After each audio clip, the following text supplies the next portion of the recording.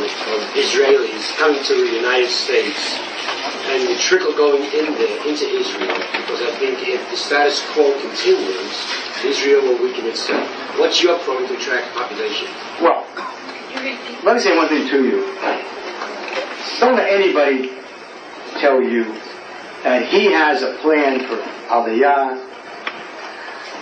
I can give you something now, which is out there, but it's no panacea.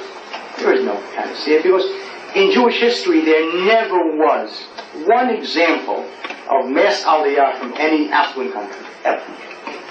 Life is good here. I mean, the reason why the Israeli leaves Israel is the same reason why you are here.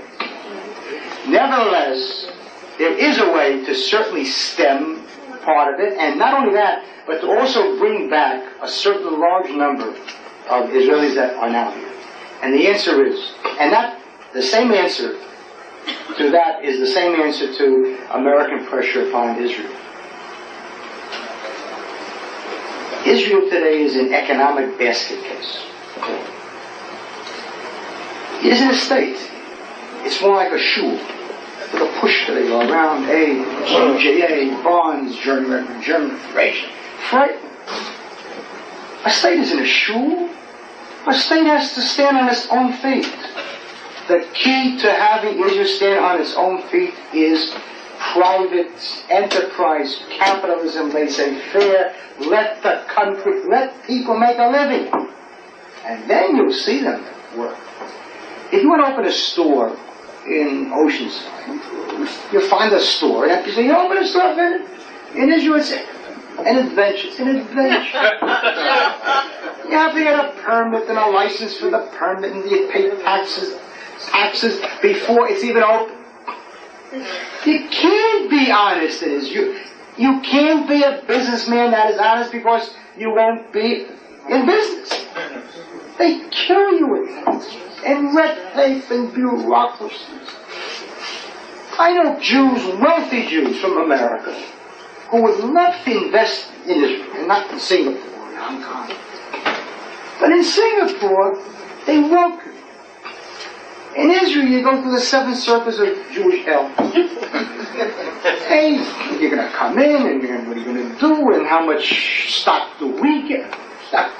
What do you get? What do you know stock? Do you get nothing? What do you get? Instead of saying to him, come on in, there's no taxes for 20 years. Do this a factory. Give us jobs. Export. Bring in hard currency. This will know. I know people from Israel who never worked in Israel. Because you didn't work in the same business. They came here, they worked 50 hours a day. Because here, if you work hard, you can save money and make money and keep it. I don't want U.S. economic aid. It only hurts us. One, by tying us to, U.S. policy. We're afraid of it. But secondly, we're like some economic junkie that gets his annual fix. And it stops us from having to deal with the real issue. I don't want USA. Israel could be a superpower economically. Just private enterprise. Just let Jews have made every country rich except Israel. So that's the answer. I tell you that there are 100,000 people from Israel living here now, that if that would take place, would come back. So it's a partial answer, but there's no total answer, because no matter how good Israel is, it's never going to be like here. Nevertheless, I want to tell you something. Israel could become a pretty rich country and a comfortable country. Just let the Jewish head work. Just give them the opportunity. Cut out the red tape and the bureaucrat. The Histadrut has to be dismantled. It should be a trade union. That's its function. Doesn't also own factories. What are we talking about? We're crazy. It's a monopoly which would make any other one look repellent. That is the only answer that I can give to you, and that's not the best. Yes.